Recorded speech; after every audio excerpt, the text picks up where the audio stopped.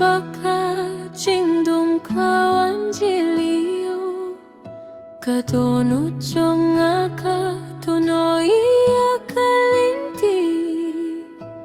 fihi ka jing shaiba kunimianga lada piehno ngani ai chai wat yehno yanga to sahanga ka kajingi jong fi kalong kajingin wat yehno yanga to batia kati ngai malabani malada im don fi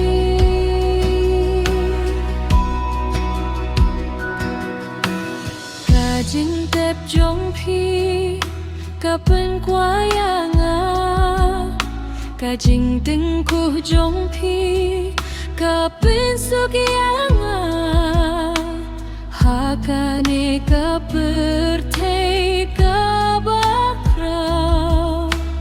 pihi kaing ba ngakwah bansa wat yehno yanga to saha